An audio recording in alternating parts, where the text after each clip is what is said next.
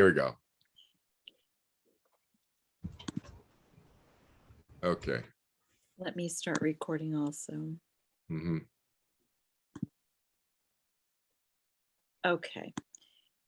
Welcome, everybody. I'm so glad you're here. And if you have not met Kelvin before, I'd like to tell you that he has helped so many of us. He has helped us with meditation, overcome stress, overcome anxiety. He's the author of Overcoming the Fear of Death. I always say dying, and I don't know why I do that, but it's Overcoming the Fear of Death. There you go. And you can Marcus Aurelius updated. Yeah, 2 books, that one and then this one. There's 2 different books. All right. Exactly. He has over 40 years experience teaching meditation. He has taught so many of us, and I urge you, if you have not learned, everybody who comes into our group, I always send the link and say, this will actually save your life. I've heard it over and over and over again. I'll let you go ahead and tell a little bit about yourself too, Kelvin. Sure. Yeah. I'll put in the chat box here. I will also post all the information in the group for them. Oh, okay, that's right. You do that. Okay, but anyway, that way they'll have the books and they'll have your site. Well, okay, they'll have the whole all the contact stuff. Good. Yeah. Okay, great. So great to be here with everybody. And my the first thing before I even talk about myself is the first thing I always say. I've talked to this group a number of times, and of course, the first thing I always acknowledge is how we don't need to mince words. I mean, how terrible it is that you're in this group, really, because it means you lost a child. So I have 2 children. Anne-Marie sort of virtually knows my children. And they're both alive, fortunately, but I have had memories of losing many children in other lifetimes, and it's horrific. There's no way to describe it other than that, really. So I just say that right at the outset, that my heart goes out to all of you. So a little bit about my background. So I've been helping people with death and dying issues for 40 years now. I've been teaching meditation for almost 50 years. I learned when I was a teenager. I learned to meditate when I was a teenager. And about 12 years after that, my mom died suddenly, illness, very obviously extreme, and extreme illness. And she was very young. She was in her early 50s. And I was young, obviously. And that's what really shook me. That's the death this lifetime that's really shook me to my core. And it inspired me. I didn't think of it as inspirational then. I was grieving. But in retrospect, looking back, it was the life event that propelled me into helping people with death and dying issues, because I needed help, really seriously needed help at the time. And I just back-ended into helping people because it felt good for me to help people and talk about it and so forth. So I don't have any, I'm not a counselor, I'm not a therapist, I don't have any training in this other than learning over the last 40 years, helping people and what has worked in helping people. And as I said, the first person who needed the help was me at the time. So that's kind of my death and dying kind of path or journey. My meditation journey started when I was 19 years old, and I was very, very stressed out. So I did not learn. We're going to talk today about what people refer to as spiritual, experiences and so forth. When I was 19 years old, I was not into that at all. I learned to meditate because I was stressed out. I was very, very high anxiety, and I was desperate, and I needed something. And so that was what got me involved in meditation. Look, spirituality for me, literally back then, I thought of as religious because I grew up Protestant, went to church, and so forth. If anybody talked to me about spirituality, I thought, oh yeah, because I went to church, blah, blah, blah. Didn't pay attention, but I went to church, that to me was what spirituality was. I didn't know, I hadn't had any of my own personal, well, I did actually, but here's a little side note for you. So I learned to meditate, and then I started opening up. And then, but when I was around that time, some of my aunts told me, my mom's sisters, who were then in junior high school and high school when my mom got married, because she was the eldest out of 8 kids, and I was the first grandchild. They told me that when I went over to my grandparents' house, to their house when they were in high school and junior high, I would play with with what I called my angel friends, and they would kind of laugh at me. And when they reminded me of this when I was 19 years old, what welled up in me was anger. I was pissed off at them because I didn't remember the events, but I remembered the feelings. You know, we carry around these emotional memories, right? And so I had this emotional, visceral reaction to my aunts when they reminded me of this, of being pissed off at them because they told me that they would just chuckle. And of course, when I'm 2 years old having this experience or whatever, they said I was around 2 years old, playing with my friends that nobody else could see, I felt,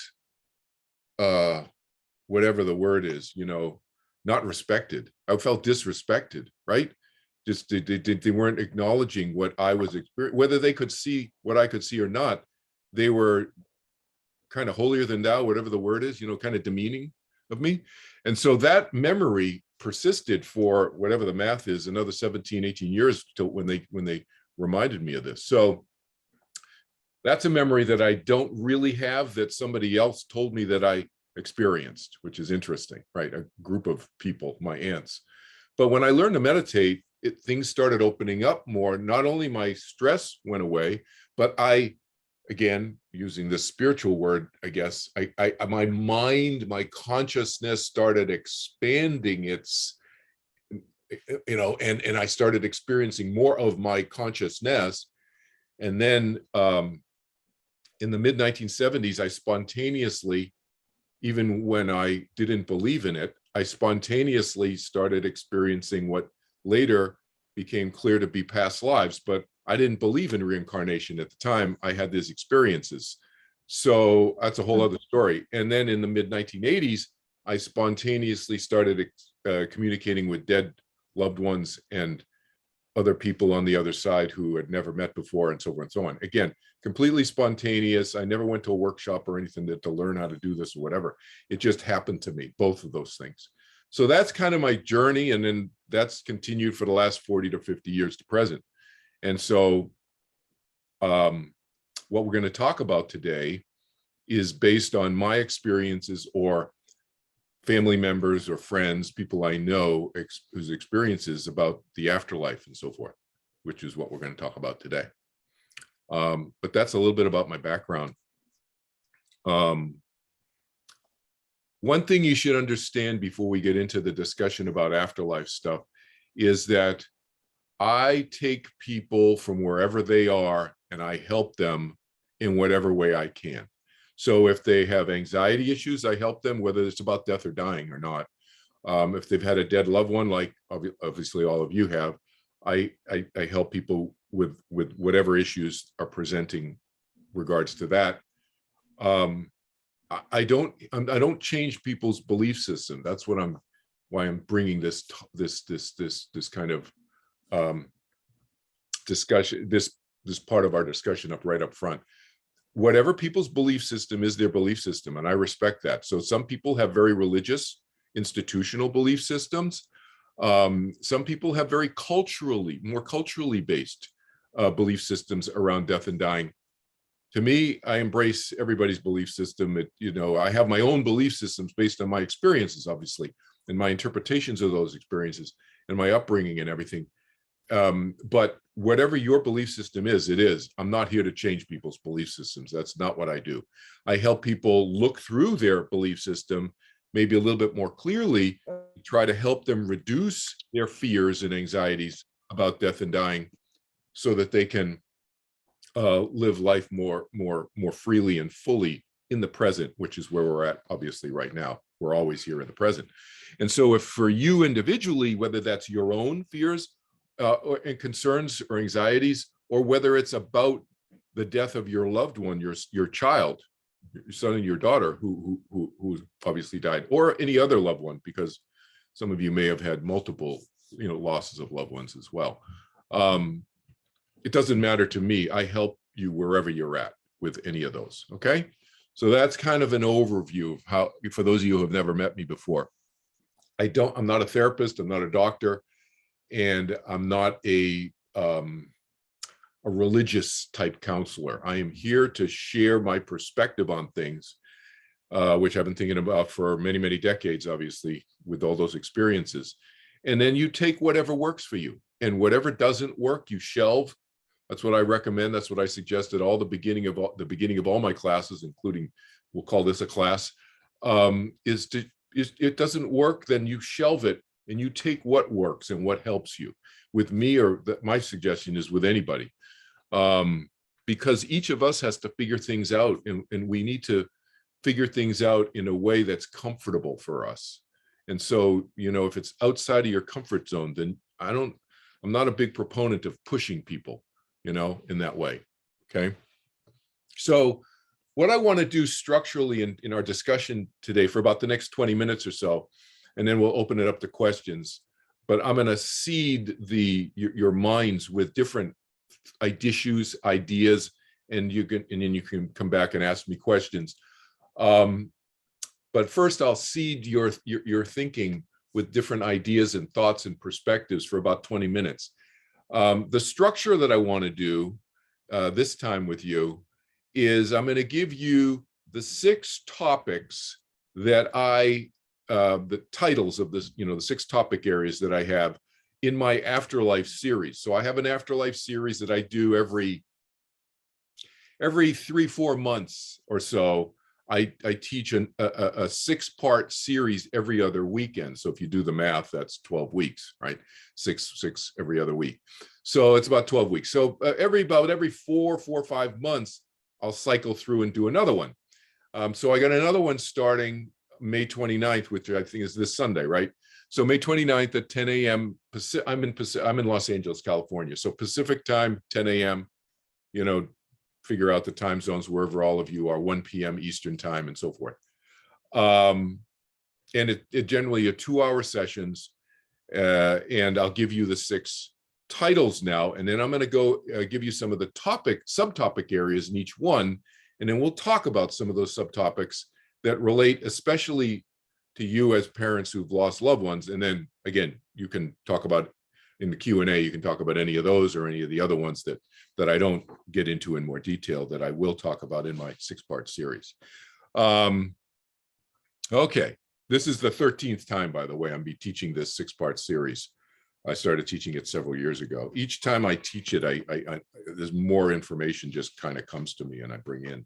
So obviously it's an Afterlife series. I broke it up into 6 topics so that it's somewhat manageable. The opening session, the title of the opening session is What Happens When We Die? Well, that sounds like the whole thing of the Afterlife series, really, doesn't it? And it is. But specifically, in that session, I talk about what continues, does time exist, what happens, do we see dead loved ones, what happens when we cross over, and so forth. What's it like? So I get into that nitty gritty of that. Now, naturally, throughout the 6-part series, we're going to touch upon those and we talk about those in greater detail. We go through the rest of the sessions. But the second session is, can we get glimpses of the other side? Near-death experiences, out-of-body experiences. How do they relate to this idea of getting glimpses from this side without dying? Get glimpses of the other side. Spiritually transformative experiences. Sometimes people talk about those. Okay, STEs, people refer to them. What about reincarnation? Past lives and so forth. That's the 3rd session. I talk about that and how my past lives opened up and memories opened up, as I said, when I didn't even believe in reincarnation in 1977. And my memories they go back about 6,000 years, approximately 6,000 years. Now my memories, and about 24 different lifetimes. different amounts of different lifetimes. Rewards and punishment. That's the title of the fourth session. Hell, karma, dharma, sin. So I talk about the Judeo-Christian, Islamic, and Vedic traditions, which are the four major religious, traditions on planet Earth, right? And so hell, karma, dharma, sin, the idea of rewards and punishment. How does that fit into the afterlife? That's session 4. Session 5, can we communicate? Can our friends and loved ones communicate with us from the other side? Short answer is yes. We get into that in detail in the 5th session. The 6th session, the last session, I talk about what part of us continues after our body dies. Our mind, our soul, is it something else? What continues into the afterlife after we die, after we biologically die? I talk about soul plans. I talk about the idea of planning stuff before we come into this, our next lifetime, in this case, this lifetime for you and me. What about the idea of free will, this idea of personal choice? How does that fit into the idea of planning a lifetime out and so forth? Life purposes, the meaning of life. We talk about that in session 6. So that's the overview of the 6-part series that, again, as I said, is going to start another 6-part series starting this Sunday. But let's get into some of the subtopics together here, and then you take me where you want to go as individuals. Which one of these topics or subtopics kind of really interest you? Because I'm all about kind of helping you today meet your needs, whatever that is. Okay. So let's target some of these subtopics that relate to you as having lost a child or other loved ones. So are they still alive? Yes, my experience is that they're still alive. Their biological body is obviously no longer existing, but I started changing my language about this a little bit, like a few years ago. I used to just say, after we died, and then I used to say, after our body died. Now I say biological body, because if you really think about it, what happens after we biologically die, biological fluids, breathing, lungs, heart beating, and all of that, our mind continues, but we still have a body on the other side, but we don't have a biological body. We have a body that a physicist would say that's a body, because it's a light body. It's made of light. It's made of energy. So atoms, molecules, energy. So the physicists would argue that's technically a body. So just to allay any of you physicists or scientists out there in the group, perhaps, that's what I say. We don't have a physical biological body anymore. Yeah, but something continues, and primarily it's mental, but there is a physical, we could say, component in this form of energy that continues, because the first law of thermodynamics tells us what in physics? Anybody know the first law? Anybody? Energy cannot be created or destroyed. That's the first law of thermodynamics. So energy cannot be created or destroyed. So it can take on a different form, right? So obviously, this is a glass of water. If you make this very, very, very, very cold, this is going to freeze and it's going to take on a different form. But the energy that's water here is still water. It's now turns into ice, right? If you heat it up, then what happens? It takes on a different form and it becomes gas and so forth, etc. So energy doesn't get destroyed. It may take on a different form. And when we're talking about energy of our consciousness, no creation, no destruction of it, that's to me what is we'll call it scientific explanation for why something continues. I call it mind, soul, consciousness. You can fill in any of those words. To me, I use them interchangeably. So I tend to use the word mind. Here's the other thing. The reason is I tend to use the word mind because many of the people I work with I'm working with 57 countries now. The English is not their first language. So mind is something easy for people to understand. And then I explain to them that it's not just the mind of Kelvin Chin that's moving his fingers around, making his fingers move around right now. It's that mind too, you know, the vast, huge consciousness that we each are. So, and you know, also in terms of our loved ones, what about communicating with our dead loved ones? I don't know. I'd be interested to hear if any of you have had communications or signs from the your dead children and so forth. I was just talking to another group of parents recently, actually on Sunday, which is that yesterday. Is today Monday? Yeah, yesterday. And is today Tuesday? No, today's Tuesday. Yeah, so a couple days ago, Sunday, I was talking to some parents, and one of them said that her son came to her immediately after he died, and was saying his actually no, it was through a medium. I guess she went to a psychic, and so through the medium. But the son said he was so stupid. Why did he huffed some? I guess huffing is you know, he huffed some you know, that stuff that you spray out to clean off the dust on your keyboard of your computer or stuff. So he inhaled that and he died immediately. They found him crumpled on his keyboard, sadly, obviously, horrifically, tragically. And but that was the first thing he communicated to his mom, that he was just so stupid, and he apologized. He was so sorry. So can we communicate from the other side? Yes. The short answer is yes. There are many stories about those types of things in this book, people getting communications from the other side. I'd be curious in the Q&A if anybody wants to share or has any questions about any communications you may have had from your dead loved ones, your children.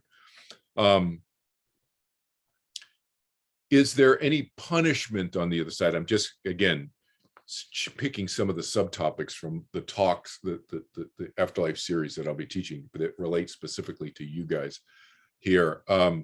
There's no punishment on the other side. I mean, this notion that some religions have promoted for many hundreds of years, that, you know, if you kill yourself, you go to some place of punishment. That's made up. It's made up by people who want to control other people, and they want to control their behavior. And that's just the long and the short of it. I'm not saying you've got to change your belief system, as I said at the outset, but I'm telling you what my experience is on the other side. So let me back up. So my experience with the other side is not just communicating with people on the other side, which started in 1986 for me. It's also, I can go to the other side and be on the other side without having an NDE, near-death experience. But I did have a near-death experience when I was 20 years old. I almost drowned, almost died in a drowning incident. I got pulled out almost 2 miles in the ocean in a rip current. Those of you who know what a rip current is, I did not know what a rip current was. It's a river in the ocean, and it can pull you out very, very far. And in my case, it pulled me out. I know how far it pulled me out because I don't know if anybody's here's from San Diego, but I grew up in Boston, suburb of Boston, went to school in New England and so forth, college, but I went to summer school for one summer in an intensive language program at UCSD in La Jolla, California. It was the first time I've ever been to California. I would go to the beach on Cape Cod, the beach is docile there. You can get undertow, but I don't know that there's any rip currents coming in and around Cape Cod, especially in the inside of Cape Cod. But anyway, I go out there and I got pulled out by a rip current the very first time I ever went into the ocean, literally the Pacific Ocean. The very first time I go there, it's a hot day. We went down to the beach. You can walk, those of you know, you can walk down to the beach from UCSD, University of California, San Diego. You can walk right down to the beach.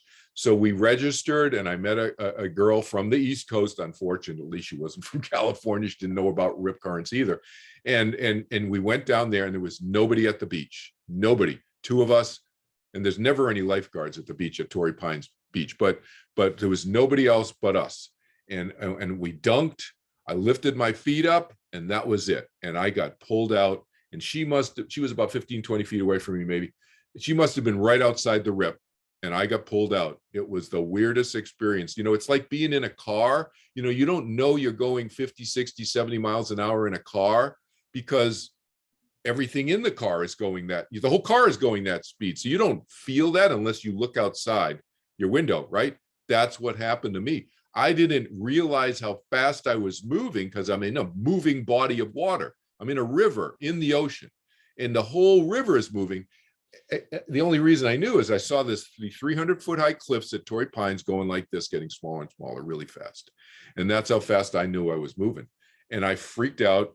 I panicked, which is, you know, obviously that you don't want to panic, but I panicked. If you've ever had a panic attack, you know it's not an intellectually decided experience. It just happens. And so I panicked. I forgot all my Boy Scout training. I'm swimming straight in and now I didn't think, you know, I'm panicking, but I'm swimming right into the current. It just pulled me out. So I'm getting more and more exhausted. I'm not getting any closer to the beach. In fact, I'm getting pulled out slowly, even farther. And I get exhausted. So I start going down. I start seeing the water level go like this in the ocean. And, you know, farther away from me, I'm sinking in the ocean. I'm holding my breath, but I see this. And I left my body for a split second. In a split second, I left my body.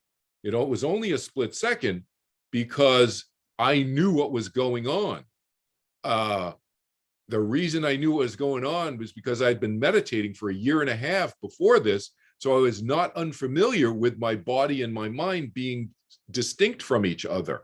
I don't know if any of you guys meditate, but, you know, have you ever meditated, any kind of meditation where you're sitting there and you're unaware of body and surroundings sometimes? You know that there's kids outside playing, but you don't hear them for a period of time. Maybe during your meditation, you go, "Well, I didn't even hear them." That's a separation of mind and body. Your mind is more within itself, so to speak, and you're not aware of your surroundings so much. Or maybe you're sitting there meditating, you don't remember, my hands like this or my hands like this. You don't know how your body is situated, right? That's a mini experience, a beginning experience of separation of mind and body.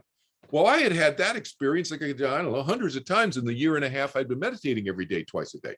So when this happened, when I was starting to, drown, go down in the water, when my mind left my body, I was familiar with it. It was not like, I don't know if anybody here has ever had a near-death experience or you've seen YouTube videos or whatever. People, when you have a near-death experience, if you're not familiar with this separation of mind and body, the first response that most people have is, "Oh, wow, that's amazing," right? If I had an "oh, wow, that's amazing" experience, what's my body still doing in the ocean? It's going like this, right? My mind would be going, "Oh, wow." And my body's now 10 feet. Now it's 12 feet down. It's sinking every second. It's sinking another foot or two or whatever, right? And so I did not have an "oh, wow, gee whiz" experience like most people do when they first have a near-death experience or a separation of their mind and body. I was like, "Whoa, that's happening." And I'm in the water, I'm leaving my body, and I just split second desired. This is how subtle free will is, willing choice is. It's very subtle. I just desire, I said, and in my body, my mind went right back into my body, and I struggled the 4 or 5 feet up to the surface. If I had waited another 3, 4, 5 seconds, I would have been 10, 12 feet down. There's no way I would have made it up. I was too exhausted. I would have drowned. But the meditation, I just realized this recently, like in the last, I started talking about this NDE in 2019. I never even talked about this until 3 years ago. I realized meditation saved my life, because I was familiar with that experience that most people are not familiar with. So that, that was a near-death experience for me that and then all these other things cascaded and opened up. But my connection with the other side spontaneously started happening, and I've had many, many experiences with the other side, which if you can ask me about in the Q&A.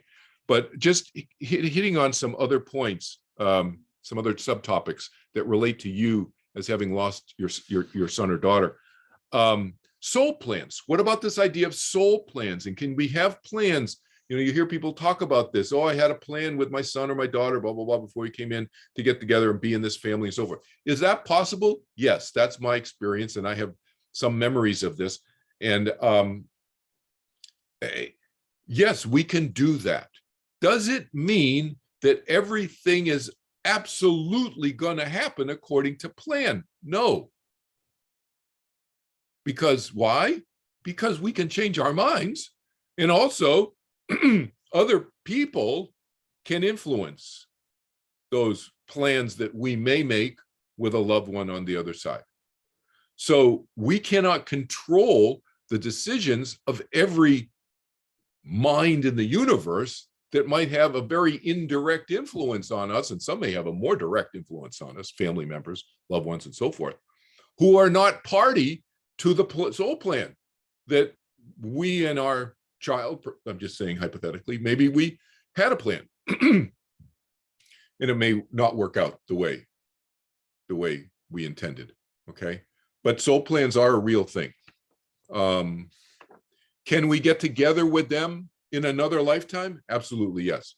I've been with my current children in this lifetime as Kelvin Chin. My daughter's name is Samantha. My son's name is Jesse. So Jesse and Sam, we've been together in other lifetimes. I don't recall if the three of us have been together in another lifetime together, but I have been with my daughter at least twice that I'm aware of, and my son at least once that I'm aware of. So maybe many more times, but those are the ones that I'm aware of. So I'm saying that to you because yet not only will you see them again when you transition and die, physically, biologically die, go to the other side and see them, and will you be able to recognize them? Yes, the short answer is yes, on the other side. But you can also see them again and have another lifetime with them in the physical biological body as a friend or family member, or you can change roles too. That's a whole other. I'm just hitting on a bunch of different subtopics. You'll see which ones you guys want to explore further. Okay, so I think that's enough seeds planted out there for you guys, and you guys can just ask me about any and all of those topics or anything related that I didn't mention. Okay. If anybody has a question, you can either raise your hand, wave us down, unmute yourself. I have to tell you about the communication thing. That did happen to me immediately. In fact, I was remodeling my son's bedroom, and I heard him from behind me say, "Mom, I'm home." And I said, "Not yet, not yet. I'm almost done. I just have to put the finishing touches on the bedroom. Don't look." And then it was 2 minutes later that the doorbell rang, and there were police officers on my doorstep. And I said to my husband, "Where is he? Oh my God, what did he do? You know, you see police, what did he do?" And he said, "He's not home. He's not here." I said, "Oh, I'm sure he's here because he just said, Mom, I'm home." And he said, "Honest to God, he's not here." But that was pretty immediate because he died around 7 a.m. And that was about 7:45 a.m. that Wow, happened to me. So that's it was pretty quick. That's a great experience, great story, great experience, Anne-Marie. Yeah. So if anybody else had experiences or want to talk. So we're opening it up. You want to share experience or you have questions, either one, doesn't matter. Questions? Yeah. I could share an experience. Yeah, sure. And then I saw Lorraine raise her hand too. Go ahead, Suzanne. Yeah. Thanks, Anne-Marie. I loved hearing that. Our kids are amazing, aren't they? Yeah. After Chris transitioned to the other side, I think it was about Friday night, say, I was driving. I always knew he was still present, but I didn't get a sign, but Sunday morning, I live in the suburbs of Chicago, and I was driving I-90 in heavy traffic down to his condo with his girlfriend. and, very absorbed and paying attention to the traffic. And, a little bit of shock, of course, too. And all of a sudden, this warmth and rush started at my feet. And it was so powerful. I mean, it just climbed all the way up over me, like my temperature was 102, but it was tingling and chilling. And of course, I had never felt anything like that before. Maybe if I love music, I might get a little piece of that, in my life, the little chill thing. But I was like, I said to Chris's girlfriend in the seat next to me, something is happening to me. I don't know what's going on. And she pressed the radio, and his song that I always sang, it was the ringer on my phone, came on. And now after 5 years, whenever he wants to reach me, it was like, Mom, this is how you're going to know it's me. Right. And he never disappoints each and every time. Right. Yeah. That's beautiful. Thanks for sharing that, Suzanne. Oh, Yeah. you're welcome. Yeah. Very cool. Yeah. So I'll comment on that, and then we'll go to you, Lorraine. Yeah. That's a common theme or thread or whatever you want to call it that I hear from a lot of people is their loved one picks something that kind of works, and then you recognize it. And it's not always the case, but they can mix it up too. And then once they get really sometimes it depends on their personality. Some of them are really like, what do you call it, playful playful, and they'll mix it up in different ways. But songs, perfume, cologne is another one where there's nobody around, in the building or in the apartment or the house and the whatever, who's wearing any perfume or cologne, and all of a sudden the room reeks of their smell or just their unique body odor, whatever. Feathers. My kids get feathers from some of their dead loved ones and so forth. Certain kind of feathers, like why that one, but it's that one, who knows, whatever. Insects, sometimes dragonflies. Just unique kind of things that it kind of, like one woman told me that her child died, and they knew he was dying, so it wasn't an accident, it was an illness. But and she said, I don't want pennies, I want quarters, so because pennies, they're worth nothing. But and of course quarters are harder to find because people actually pick up quarters, or you see quarters because they're actually worth some. Pennies and nickels, you go up the food chain and money wise, and the more expensive stuff, it's harder to find. And she finds quarters everywhere. So it's quarters, so everybody's unique, everybody's different like that. It's interesting. Lorraine? My daughter leaves yellow birds.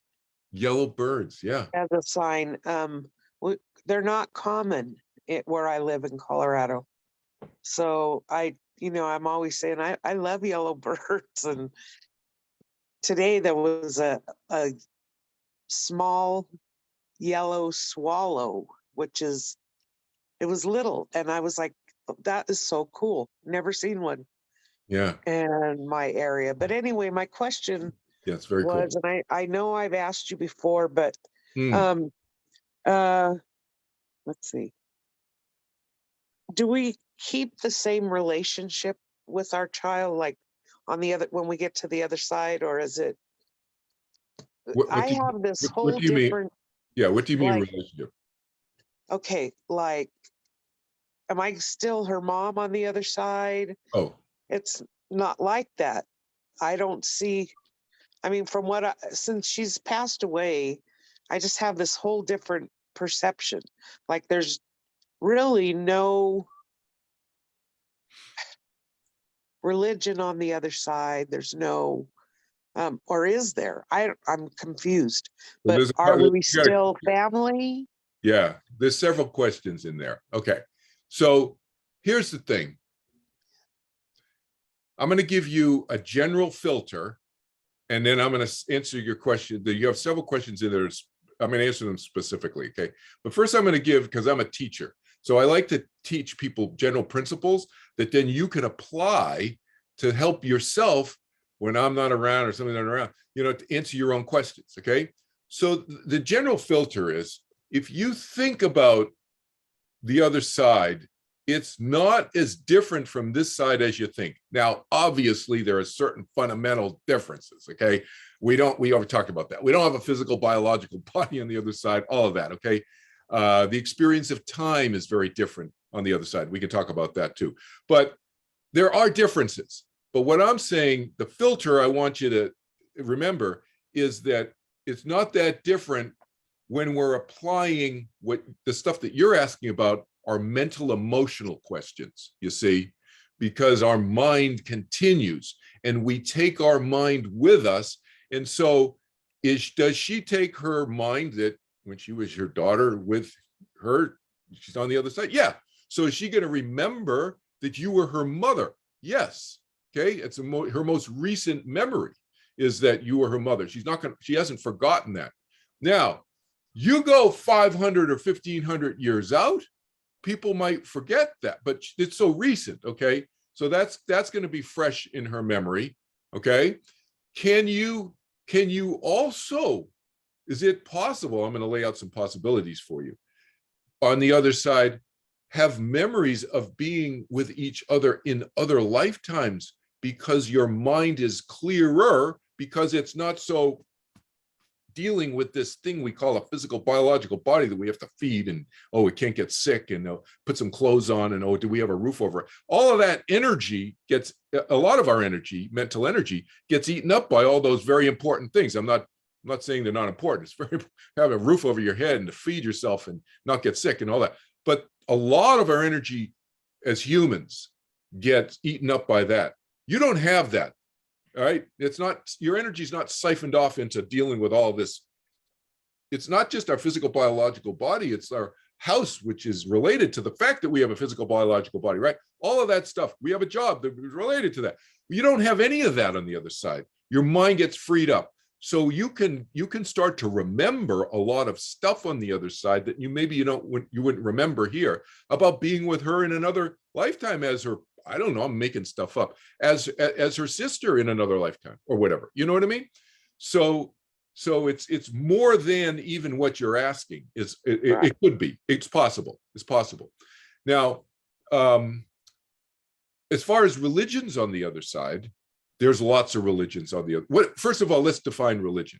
The way I define religion in a very general sense of the word is belief system that somebody has, that they filter their life through that belief system, that's how I generally talk about religions. And then you have a group of people who agree with, I have that belief system. So then it's, to me, that's a religious group, I would call that. Okay, people who share the same belief. There's on planet Earth, you Wikipedia this. Somebody reminded me, because she just Wikipedia'd it. I think it was 4,000 religions on planet Earth. 4,000. It's not just the Judeo-Christian Islamic.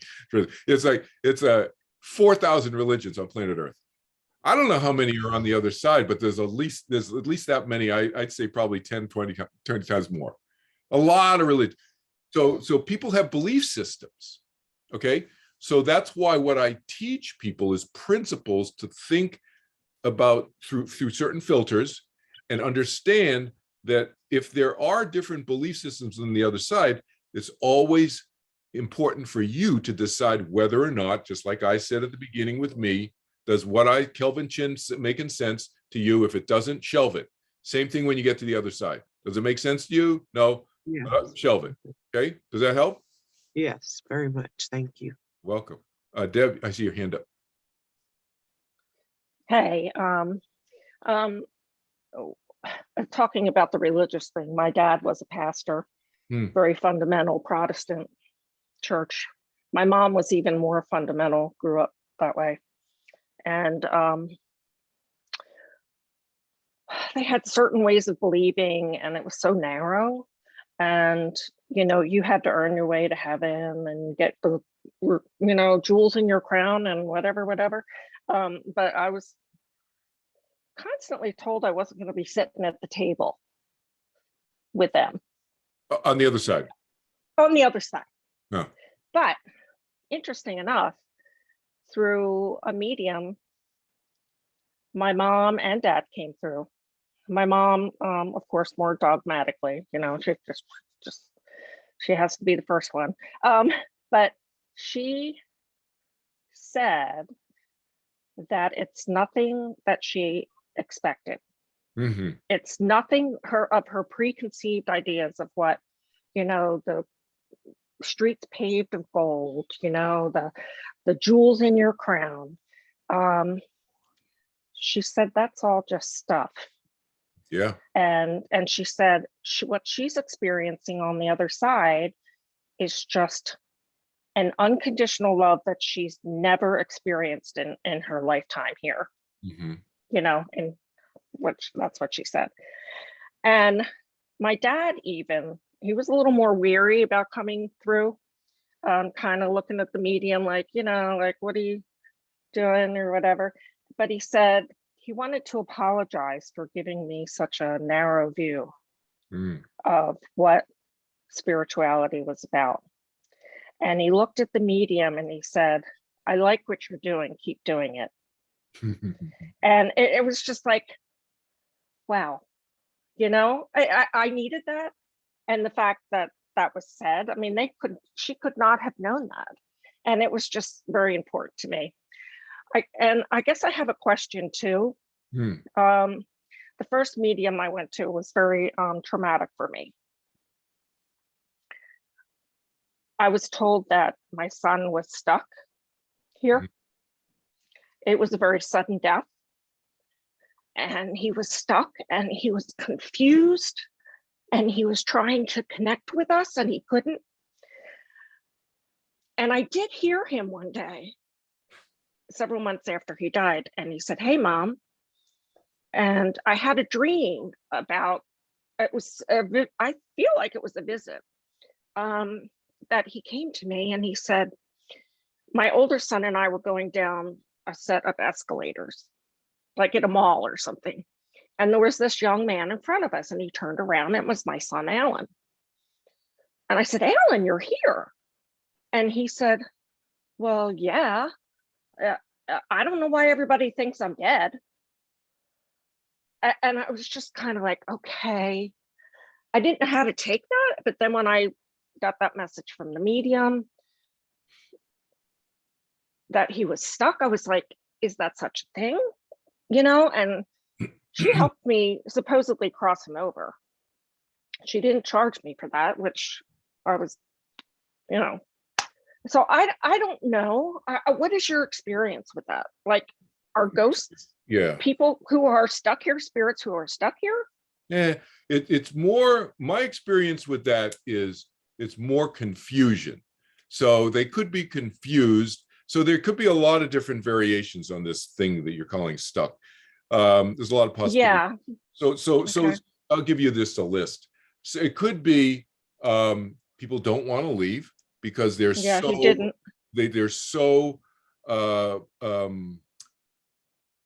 they're so identified, I guess is the word. They're so identified with something here. It could be a person, it could be things, it could be a place, it could be whatever. They're so identified with that they just don't want to leave. Because you got to remember, free will always operates. Free will means choice, okay? They don't have a control. They don't have control over whether their body is still alive or not, but they have control over whatever they want to do with their mind. Okay, we all do, each of us, whether we have a physical biological body or not. We retain our free will ability to control our mind in however we want to, and so the mind can choose to not leave, so to speak. Okay. Now, another reason could be confusion. Could be she said he was very confused. Yes. It could be such a sudden death. This will happen where they kind of go, like I was talking to somebody the other day. can you fall asleep? Can you die when you fall asleep? Yes, of course you can. And not always, but that can, increase the likelihood. Everything is likelihoods. Nothing's absolutes, black and whites, right? But increase the Right. likelihood of somebody being more die confused because I was sleeping and now I'm dreaming and now I'm feel like I'm dreaming, but I'm not dreaming, and this is very real, and because they just died. Okay, so Mhm. there is what I call very often welcoming parties on the other side. So typically, Yeah. when it's not a sudden death, and people know, when I say people, beings on the other side know, minds know whether they were people at some point in a previous lifetime or not. That's why I sometimes use the word angels who have never been in a physical form before. There also exist on the other side. So whatever the beings are, however you want to describe them on the other side, when they kind of know that a death is happening, they congregate, and there's friends and loved ones first. It's like tiers of Mhm. and the friends of loved ones are obviously going to collect first, and dead dogs and so forth. My daughter has seen my dead dog, and she never even met my dead dog. So she's seen him in this, my daughter is alive, she's 27 years old, but she saw my dead dog when she was around 5 years old. So, all kinds of loved ones is my point, not just former humans. It could be dogs, cats, whatever, and will greet us. But there are others as well. And so I call it it's like a welcoming committee. And I loosely, just informally comments, it's almost like there's a counseling group who are people who maybe we weren't even with this lifetime with as friends or loved ones or whatever, but they're part of that welcome committee. And I can't remember if it's you or Anne Marie or somebody else told me that a son, somebody told me this, a son showed a vision of himself rolling up in a Cadillac or a car in front of the Oh no, that was me. Yeah, that was me. Yeah. Oh, in front of a funeral home, and a little girl who just died, and he was right. Yeah. And he picked her up. Yeah. And he said, they waved goodbye. Yeah. And then they left. Exactly. So I use that example as an example of like this welcoming committee role that your son has taken on for X period of time, who knows, and that's kind of a role. It's kind of a job. We don't need money. He doesn't get paid for it, but it's like something that he enjoys doing, and he's helping transition young people who die, and he may not even know them. So very often it's his friends and loved ones, but it could be an example like Anne Marie's son who's helping somebody he doesn't even know, right? So there's a lot of that goes on. But if it's a sudden death, Deb, very often there's confusion that's involved, and not always, but often there is. It's like, well, where am I? well, yeah. So this was like 8 months after he had died that I had this reading, and I'm like, okay, so what? He's like stuck here, earthbound, like, and suffering like for this amount of time, because I know time is irrelevant on the other side. But then I'm like, is he stuck in between? Yeah. Well, and stuck may be the wrong word too, because here's the thing: you got to understand this whole thing about time. Time exists on the other side. People loosely will say time doesn't exist on the other side. The correct English, I would say, to say that sentence would be, Okay. time doesn't exist on the other side like it exists on planet Earth. That's, to me, the correct English, because time still exists. Time is, let me just define times. I talk about this in the first session. Actually, I'm going to talk about this Sunday in the first session of the Afterlife series. I get into this in some detail, but time is what? The definition of time is a measurement of change. That's what time is, a measurement of change. Time is, a lot of times people think time is a subjective experience. Well, no, time can be experienced subjectively, but time itself is not a subjective experience. Now, that may sound like the same thing to you if you're not listening carefully, but has anybody here ever been married or in a relationship before? Yes. is marriage is being married a subjective experience? No, it's a legal event. Okay, you're either married or you're not married legally, but can you experience marriage subjectively in different ways? Yes. So that's what I mean. It's marriage is marriage is marriage. Okay, it's either marriage or not marriage. Okay, it's a legal event. The fact that it's subjectively experienced does not mean that marriage doesn't exist. But see, that's the logic people will use when they'll say, yeah, time didn't exist on the other side. No, your experience of time was subjectively very different, but it still changes existing. That's what time is. It's just a measurement to that. Like, or just forget about the other side. You ever been on vacation and time just flew by? The people will loosely say, time didn't exist when I was on vacation. It was like time didn't exist. It was like time doesn't exist. Yes, like, keyword like, but time existed. There was still clocks running when you were on vacation. Just the fact that you just flew by subjectively for you doesn't mean it flew by subjectively for everybody else who was living in Hawaii at the time in a boring job that they hated just because you just loved being in Hawaii, right? So time still exists in Hawaii. That's the point. Time still exists on the other side. It's subjectively experienced differently. And I don't, and the example that I sometimes use is like, if your energy on the other side, how fast can you go? I don't know, but you can go pretty fast, really fast, like stupid fast. Let's say you're a light being on the other side, which seems to be the case. When people, my experience, I talk to other people's experience of seeing loved ones. I don't know if you ever seen your loved one in waking state. I'm not talking about in a dream. I'm talking about in waking state. Yeah, no. And you see, like my daughter has seen, and I have seen, it's like a shimmering thing. It's like a, it's like a form that you can recognize of them, but it's not a, you can't touch them and hit them and touch them like that. It's not physically dense. Okay, well, that's energy. What can we measure that's energy here in our physical universe? Light. Light is energy. How fast is light? And I don't have the sheet in front of me, but I'll have it Sunday when I teach the class. But it's ridiculously fast.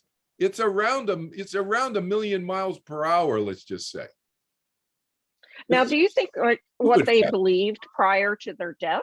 Like, he was kind of an agnostic and was starting to get into Buddhism a little bit. And I don't think he believed in an afterlife. He was kind of on a cusp. That can cause confusion too. Yeah, because that's what I was wondering. Yes, because you take your mind with you. Okay, so if he's got that inculcated in his mind before he dies, he's taking that mind with in his belief system with him, and now all of a sudden he's like, wait a minute, it doesn't fit. It's like my dad. I talk about in my Overcoming the Fear of Death book. My dad had what I call the first belief system. This first belief system is the science belief. No afterlife. Body, brain, and mind are the same. So when the body biologically dies, the mind. Right. That's my dad's belief system. Okay. Until he died, and then he started communicating with us. So you think my dad wasn't a little surprised and confused and like, what the heck when he died? Yeah, he was.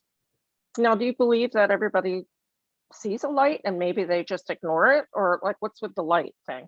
No, you see the light and you go, go towards the light, like in what's that movie that Poltergeist, go towards the light, whatever. Well, don't go towards the light, whatever. Either way, no, everything is light on the other side. The issue of going to, sometimes people will describe this tunnel of light or whatever. That's I think that the more identified the mind is, the person's mind, whoever that individual is, with this side as being, this is it. I think the more likely, this is a generalization, obviously, but the more likely they're going to experience a tunnel, because the person, let's say the other extreme, the person who has an experience-based belief system where they've already experienced their mind as light, whether it's through meditation or through other experiences, then they die. It's just boom, they're in the field of light, because they're not distinguishing. I mean, they're not so surprised, and they are able to distinguish their own mind's light with the vastness of the light of the other side. Does that make sense?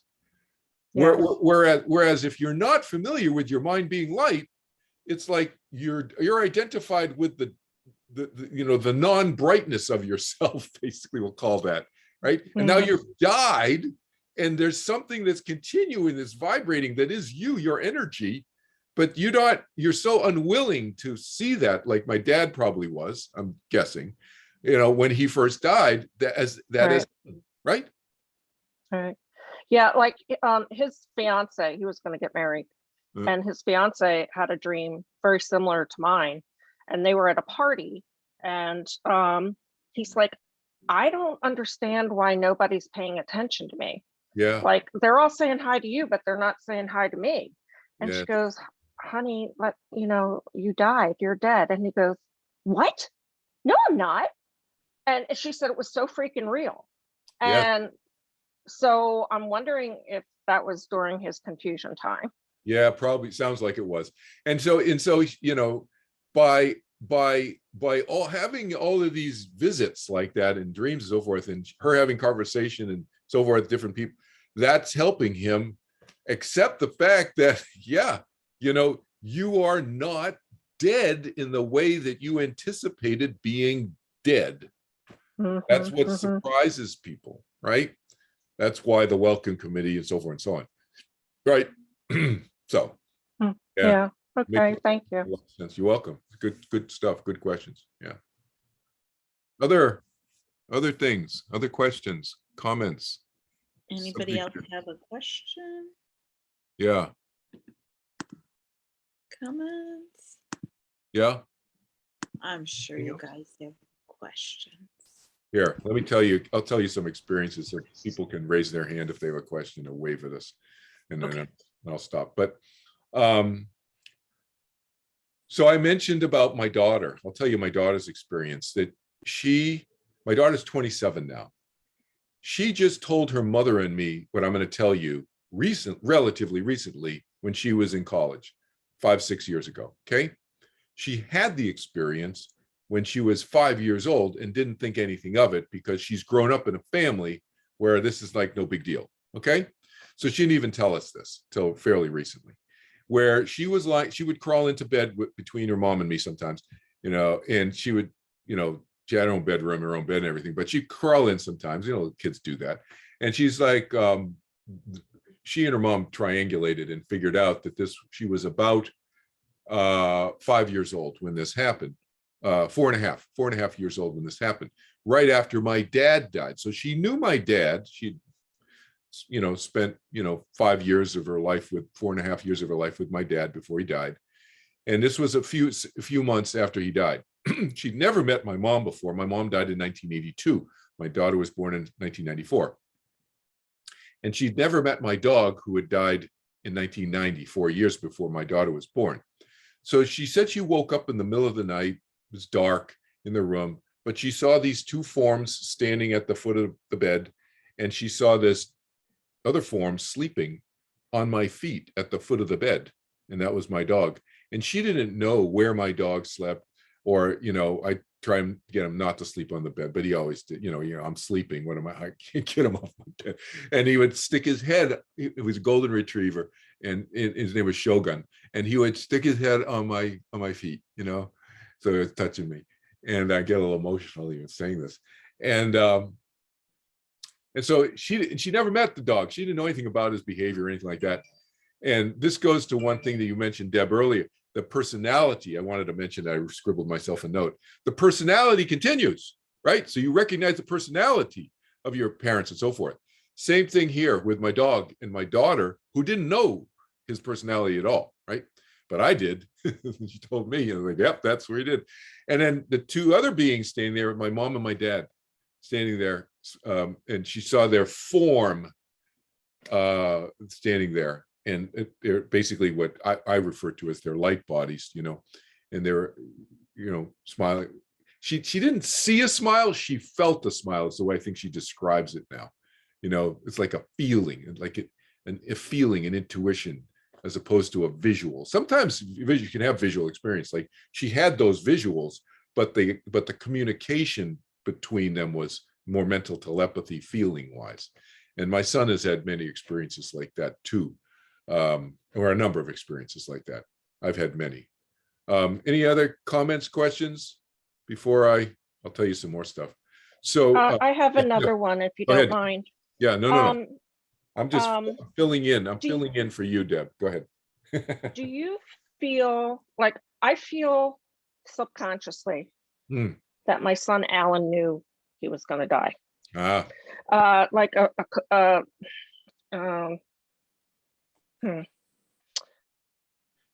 the week, yeah, I guess it was, yeah, the week before he died. He was a big, loved to play board games. He would get people over and play games and whatever. And he, they were drinking beer and whatever. And all of a sudden he just says, "So what would you want to have sung at your funeral?" And just out of the blue. And then he mentioned what he would want to have played at his funeral. Yeah. Like, that is just like, yeah.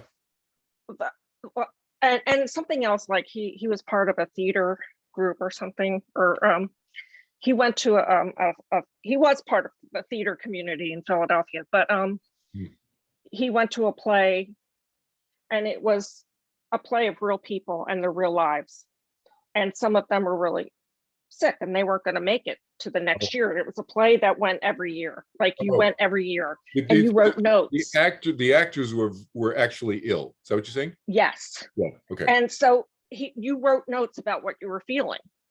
And so the year before he died, he wrote down, "This is really sad that she's not going to be here next time I come to see this play. There'll be a person missing." And he said, and he wrote, "I don't want to die." He wrote, "I don't want to die." And I was gifted his note, like he never made it to the next year to go see that play. So he ended director, up with the director he ironically ended up with her. Yes. Isn't that, I just feel like on some level he might have known. Yeah. I mean, who says that during a board game, like a bunch of friends?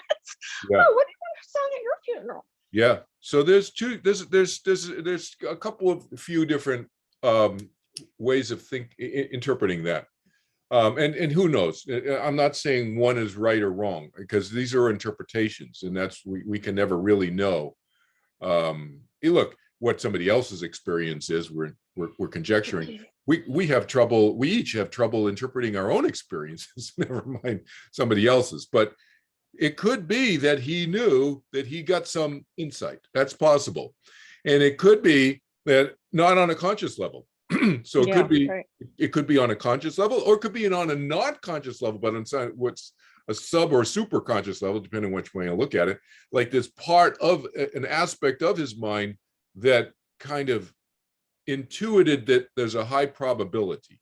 So here's when people say no, I caution people to think of defining no like that as absolute. Right, okay. Because that implies that everything is known, and some people do believe this, and I don't want to step on your toes if that's your belief system, but my experience is the universe is built on probabilities, and our experience on this side and the other side, in heaven, what you call heaven or the afterlife, whatever, is also probabilities. It's not absolutes. The closer you get to an event happening, the higher the probability, obviously, and the better the more accurate a psychic is going to be. For example, like psychics, look at Nostradamus supposedly predicting things hundreds and hundreds of years in advance. If you really look at what he said and what people are interpreting as having come true, they're very general, because they're so far out there in advance.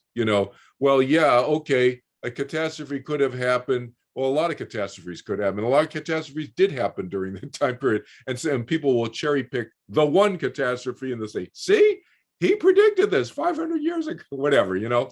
So if you really get to be rigorous and honest about this, it's probabilities. So could he have sensed, however, a high probability? Yes, that is true. That is accurate. He could have. We don't know. Again, And isn't there, like, it's my understanding that there's different exit points that you can, but you have free will and you can, you know, leave during these exit points? Yeah, see, I don't like the word exit points because exit points implies that there are specific exit points and you miss that exit point, so you gotta go to that. It's fluid. Now, can you have made a decision? Let's talk about soul plans and how this fits in. Can you have made it? Can you have had, even a plan to exit? Let's use myself as an example, and I'm not saying this is true because I don't. Right. You know, Okay. I don't have a recollection of this accuracy, but I'm using myself as an example.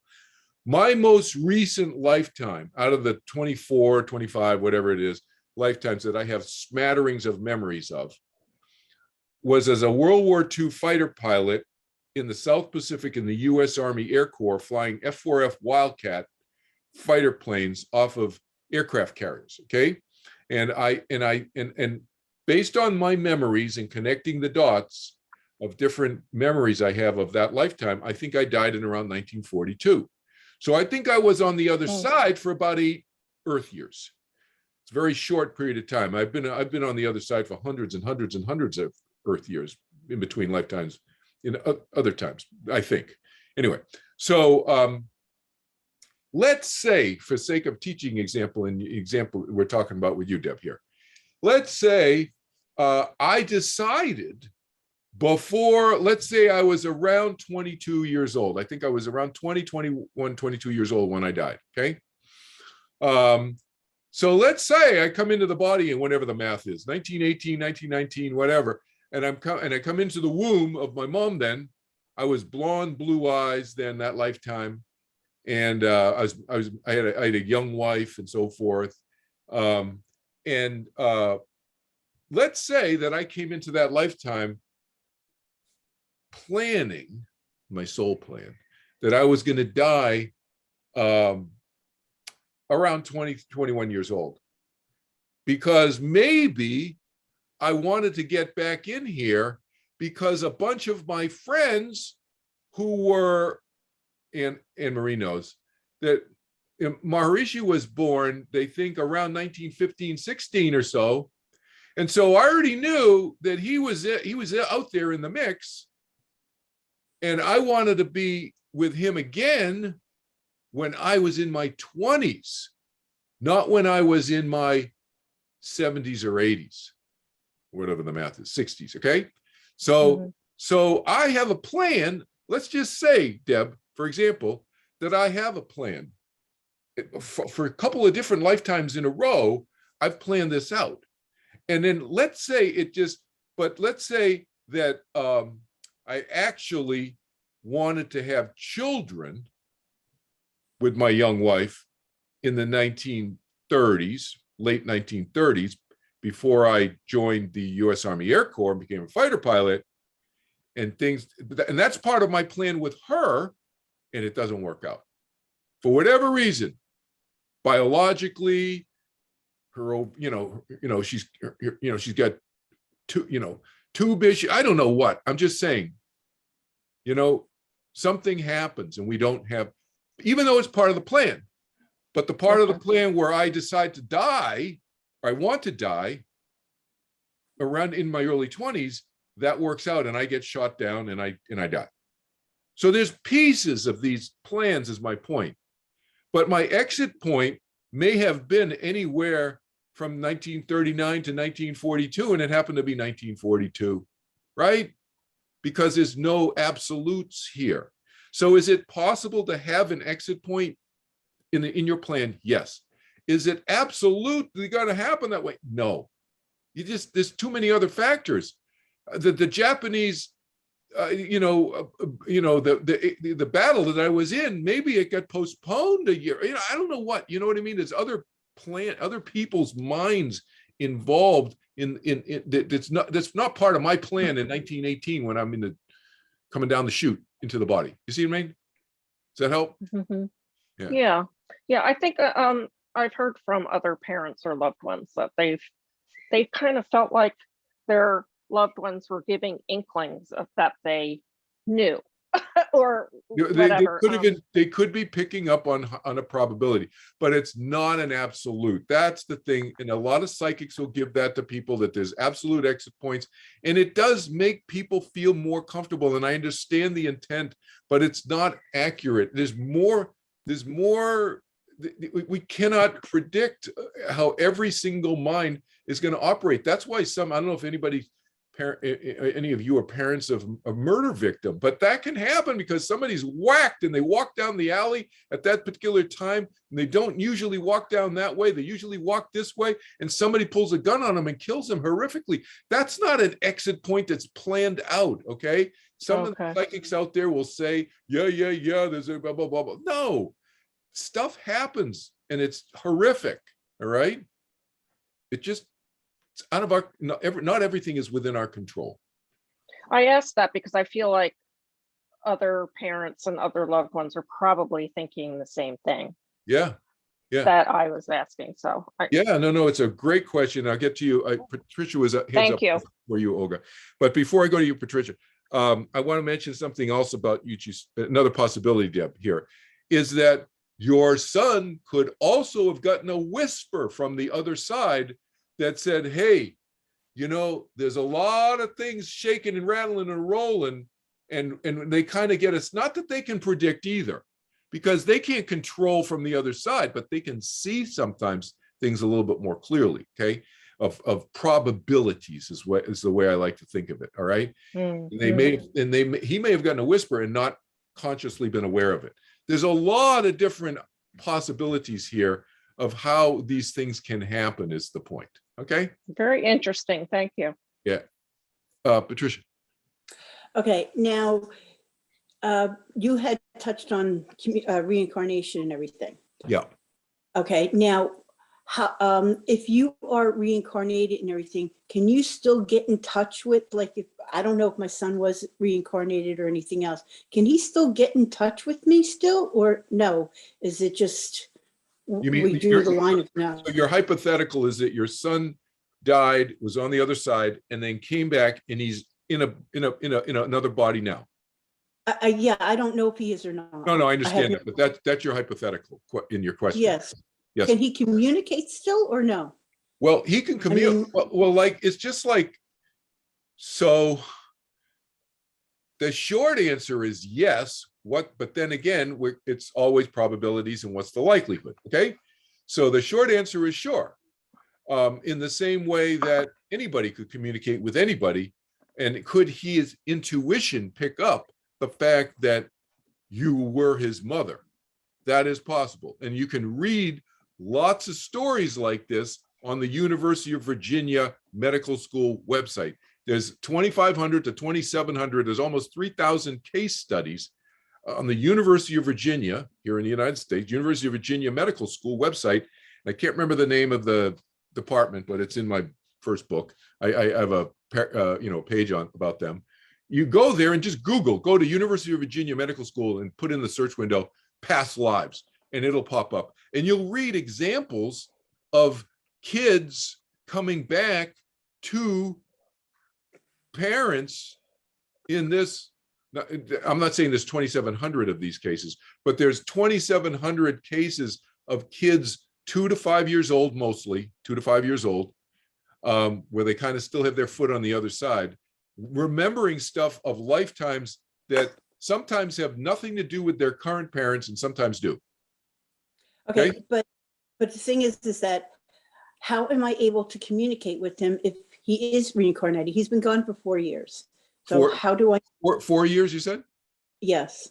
So then it would be up to you or him, your minds, to, in that what I call the expanded consciousness aspects of our mind, to pick up on the energy pattern. So I call it an identifiable energy pattern that we retain, whether we're on this side or the other side. Now we're obviously here in a physical biological body, but on the other side, we have a light body, and we still will recognize them because there's, I call the energy an identifiable energy pattern that's unique to that person. It's like a frequency, right? But right now, that if he is reincarnated, then I'm not able to communicate with him anymore. The only way you would be is in the way that I'm postulating here. Okay. Yeah, you pick up on his energy, and then you Mhm. communicate, and you could communicate in waking or dreaming or in meditation or whatever. Okay, Right. because in life, I believe that we did have a connection. When something happened to him or whatever, like for an example, there was one day he took his brother's car, and it was like 4:30 in the morning, sleeping the whole bit. I just woke up and I ran downstairs to his older brother, and I'm like, "Where's Jordan?" And he's like, "I don't know. He's sleeping." I'm like, "No, he's not." So I just walked around the house outside and everything, and all of a sudden this car comes up, and he's in it. He actually got into a car accident, but he was okay. Car Yeah. wasn't.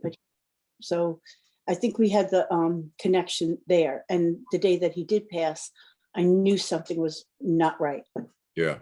Yeah. Yeah. I mean, what I would suggest is to increase, again, these are probabilities. These are increasing the percentage, the likelihood of this.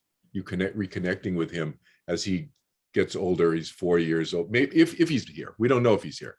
Or if he's 4 years old and older, or maybe he's on the other side. So either way, whether he's on this side or the other side, my suggestion to anybody is to increase the likelihood of communication is when you go to sleep at night, you plant the seed in your head, right? You say that. Mm-hmm. What's his name? Jordan? Is that what you said? Jordan. Yeah. So you say, Jordan, I want to connect with you and communicate with you wherever you are. So it doesn't matter if he's on the other side or it doesn't matter, wherever you are. And you put it out into the airwaves, so to speak, literally. It's like our energy is like, what is it? It's like these things are sending out signals to satellites. Can you see them? No, can't see the signals, but there's the gajillion signals going out from this thing. It's called energy, right? Energy signals going to the satellite and they're bouncing around. And look, with a Zoom call that we're doing here, it's going into your routers around wherever you guys are, routers and up to the satellite, blah, blah, blah. It's all energy, okay? You're doing the same. I'm suggesting that you do the same thing with your mind. Your mind has, you can't see your antenna, but you have, you know what I mean? You have antenna. It's just our whole body is an antenna. And do it before you go to sleep to increase. And who knows, you might have, these are not, they don't happen a lot, but this is how you would try to make it happen, is what I'm suggesting. You see, like I have been putting the airwaves, my signal out for 40 years now. And I attract a lot of people. They find me on the internet who I've been with before in various capacities. Okay. Mm-hmm. They just feel it. It's like this weird thing. I don't know why, somebody called me up and she said, "Are you this person or this person?" That was the first words out of some woman in Canada. She's like 30 years old, and she's married, got 2 little kids. It wasn't like she wasn't interested in me that way. It was just, she was interested in who I was, that she remembered me from another lifetime from. Wow. Yeah. Are you this person or this person? And I was one of the people. Yeah. I have a question. Yeah. Go ahead. I'm a curious person, right? Yes, you are. I know that. I am. Very. You have no idea. So in your past lives, have you always been a male? No. Really? No. I have memory of at least one female lifetime, but I may have had many. I haven't had just 24, 25 lifetimes. I've had like probably thousands. I don't know how many, but I have memories, different amounts of memories from those. Out of those, I have memories of one woman.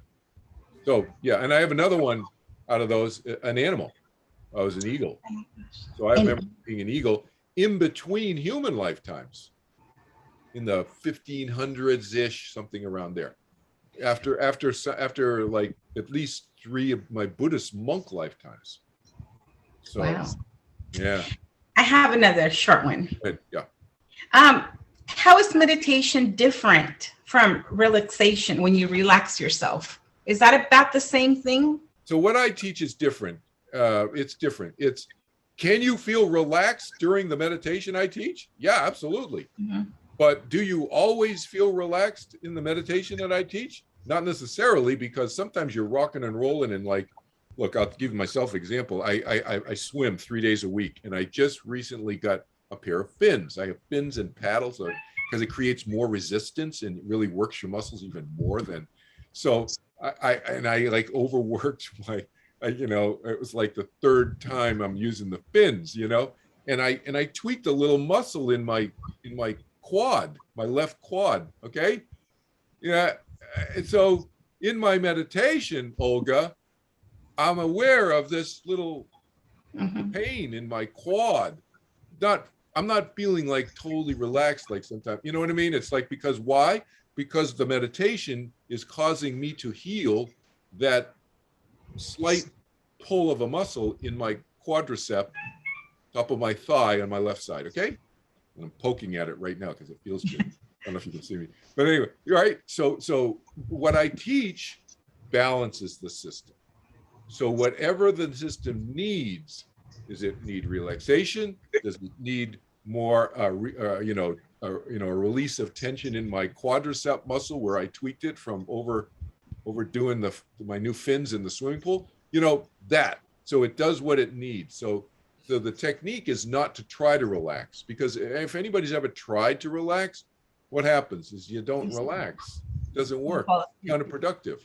It's counterproductive. Trying always more activity. So what I teach is a different process. Is no focusing, no focusing on the breath, no trying to relax, no clearing the mind of thoughts, none of that. It's very easy.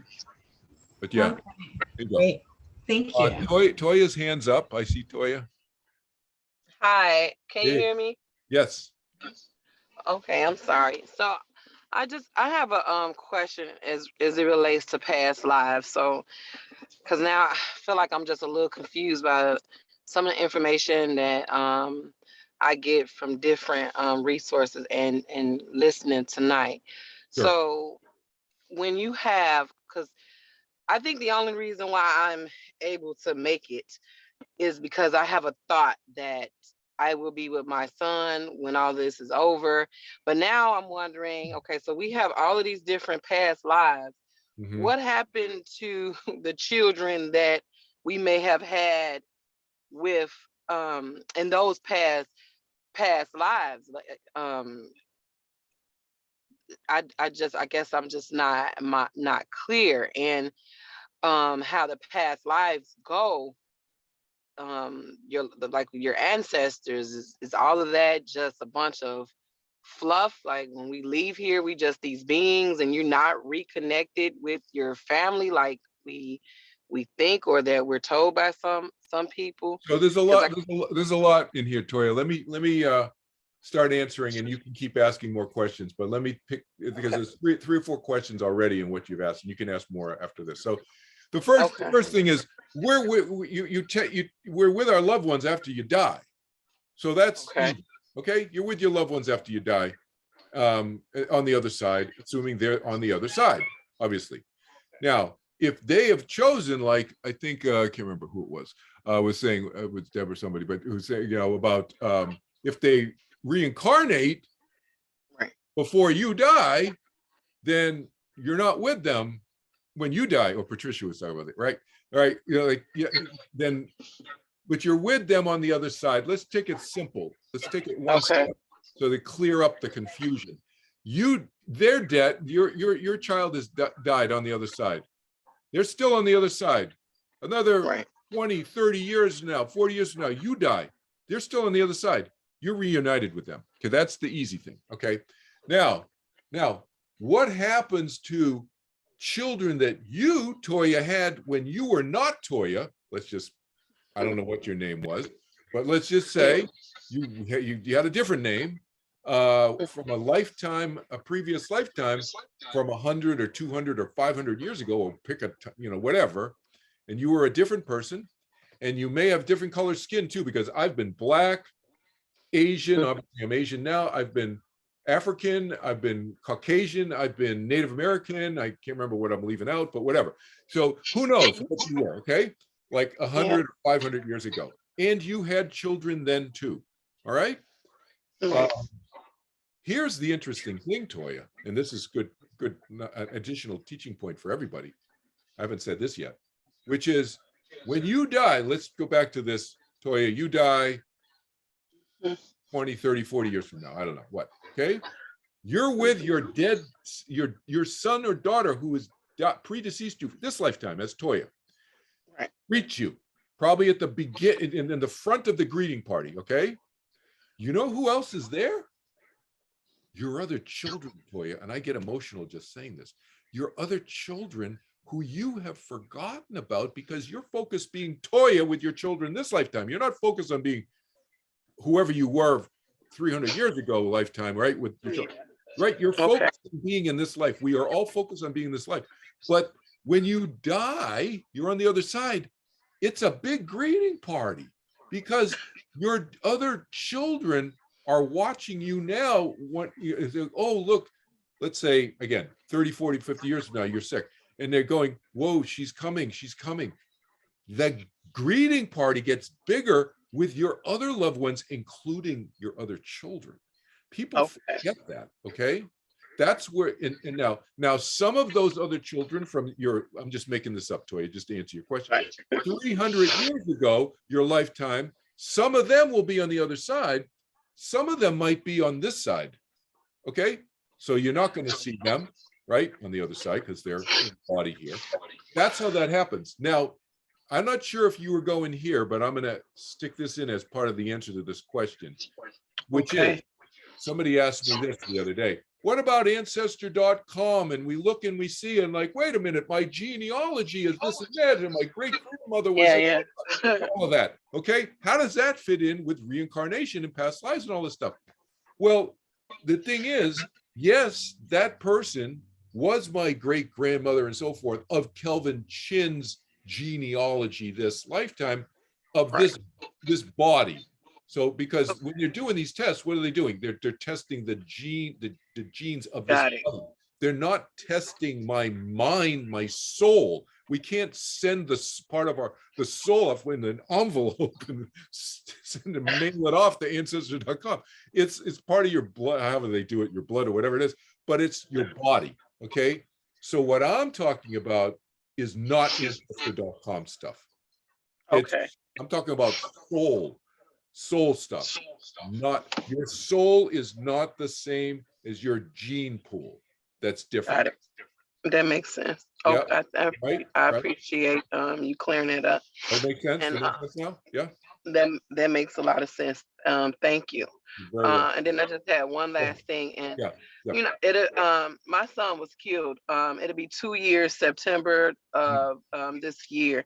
I'm still struggling, and so sometimes I feel like I hear him, I feel like I see him, but then there's other things that like comes into play that makes me think I want it so bad that like, how can I tell that it's not my own thoughts because I want it so bad versus because and I would dream, I would feel. I think one time I even smelled I was in my room one day, and at home I have a dog that is deceased, and I have her ashes in this room, and I still have dogs that are alive, and I had the door closed, and I heard the dog making noise, and then when I bent down, because I thought it was my dog that is alive, I bent down to pet her, and I really felt that I was petting a dog, but in my mind, I clearly saw Coco, which is my toy poodle that passed. Yeah. And I'm like, am I losing my freaking I'm just like, am I going crazy? Like, how do you know? Because first of all, I think you're not going crazy, but I think you're not going crazy. And so here's the answer to how do we know? It's a really good question. How do you know it's not just your imagination, you just want it, your desire, you want it so badly, et cetera, et cetera. The bottom line, the honest answer to that is we don't know. But it's, again, we look at probabilities, we look at percentages, we look at likelihoods. What's the likelihood? And so what do we look at? We look at what I call reliable evidence. So what's reliable? Well, like I said to somebody earlier, personality. I think, Deb, we talk about it. The personality of your mother and father. Is the personality seem similar? Well, that's pretty reliable, okay? And smell. You talked about smell, Toya. Smell is pretty reliable, okay? That's not usual. All of a sudden you get the smell of them. It's like, your mind's not making this up. There's a smell, okay? We look at external things like that. And then sometimes you can get some of the things like this woman, calling me up who I don't know from Canada saying, are you this? It's like where an external person can give you what I call external evidence, because it's a third party. It's not you. It's not your own mind. It's somebody else saying, or them saying, oh, here's another example I give you that relates to this, Toya. So it's like somebody told me that their father was dying in the hospital room, and the father was of some, I don't know, Scottish, whatever, something background, whatever it was. And he was really into this certain kind of drumming. And while there were multiple people in the hospital room, he was very near death, okay? And multiple people in the room, including a son and a daughter, who were standing on different sides of the bed. So the father's in between them. So they're not even standing next to each other, the two children. And there's maybe one or two other people in the room, a couple other people at least in the room. The two kids start hearing this drumming. It's like this old Celtic, Scottish, something, Irish, I don't know what drumming, whatever. And they start hearing this drumming. They're not talking to each other about what they're hearing. And then they look at each other and they go, and then they started talking. It's like, you're hearing, like it said, yeah, I'm hearing drumming. It's like, I'm hearing drumming too. And their father was really into this. And there's like a whole bunch of people in this group who predeceased him, who were like these drumming group or whatever they Right. And then nobody else in the room heard it. Nobody else in the room could hear this, just the two kids. And then after he died, at the funeral, they heard it again. There's no drummers in the room, okay? So, Wow. yeah. So that's like an external thing. You get external party, right? Okay. You look at those things. Those are like examples of stuff that shows you that you're not crazy, Torin. You're not crazy. This is why I think we need to talk about this stuff. I mean, our world needs to talk about this stuff more, because a lot of people, not only that, but you got to be, you talk to the wrong doctor, they're going to prescribe medication to you. It's just really not healthy. So that was my next question. So my doctor just put me on antidepressants, and I have not took them because I'm scared that whatever connection I have with my son, that it will interfere with that. But he told me that he diagnosed me with complicated grief. And that's called pathologizing grief. There's a phrase for it in therapy now. It's a terrible trend that our psychiatry industry is going down. They're pathologizing sadness and grief, and they're prescribing medication so that you don't feel.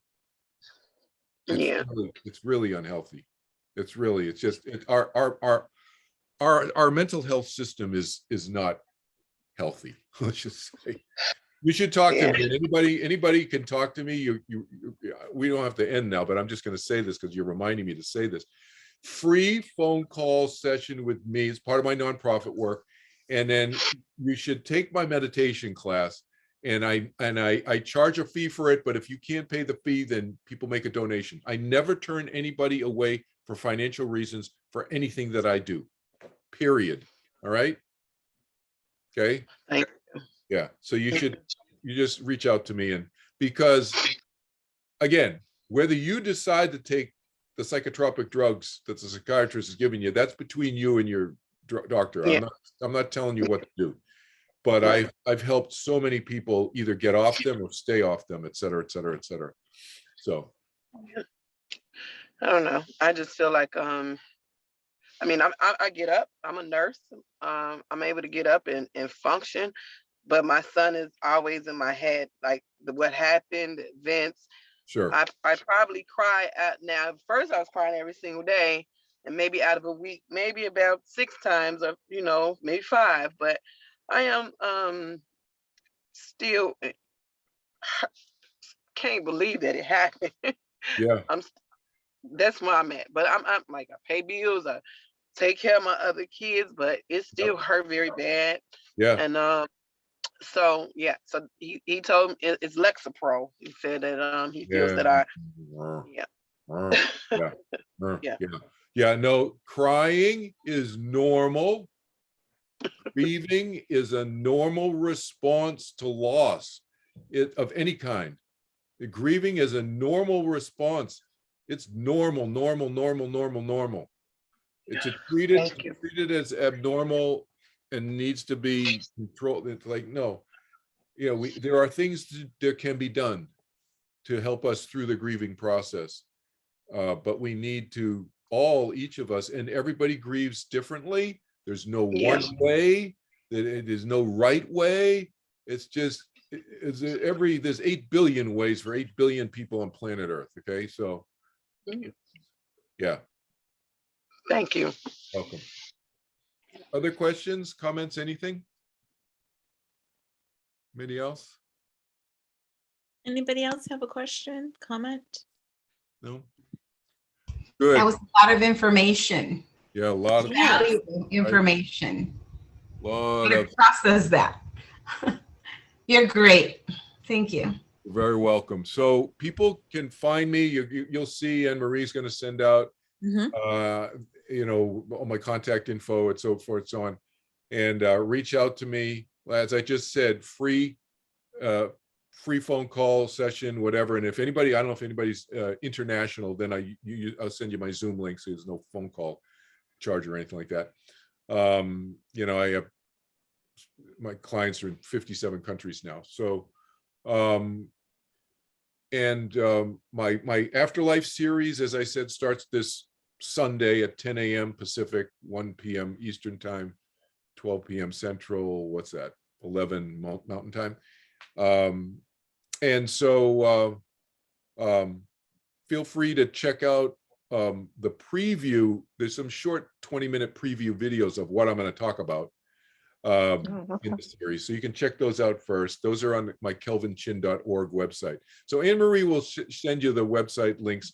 I have 4 websites. The fastest way to navigate is not to try to remember all the names of the website. The fastest way is you just Google my name and you go to any one of my websites, and the hot links to the other 3 are in the footer, in the bottom of any page on any website. You can just link to the other ones on overcoming the fear of death, or the meditation one, or my spiritual one, or my book one. Okay. So, and then the meditation classes I teach regularly, and you can see the schedule on that website as well. So there you go. Right. And I'll post all that information for you so you can get in touch. And I believe I posted the YouTube of the Afterlife series. Oh, good. Yeah. And so it's in the group for anybody who wants to on YouTube you mentioned. So you subscribe to my YouTube channel. I post public YouTube videos on my public YouTube channel regularly on other topics besides the afterlife too, because I have this one book, as we talked about. This is the Overcoming the Fear of Death book. It's a non-religious approach to helping people reduce their fears about death and dying. And that's where I talk about NDEs, and I talk about after death communications and reincarnation, past life stuff. And by the way, this is in print and it's an ebook, and I do the audiobook. I narrate the audiobook version of this. This one is ebook or print. And this one, I have other videos in addition to my afterlife and death videos on my YouTube channel. There are other videos there where I talk about some of the principles, and this is a collection of 67 essays that I've written on how to live life. So this is not so much about death and dying, although there's a whole chapter on spiritual stuff here. But I talk about judging people, not judging people, principles of how to live life, what if we're being judged by other people. I talk about cruelty and people who are bullies and so forth, and how do we navigate life.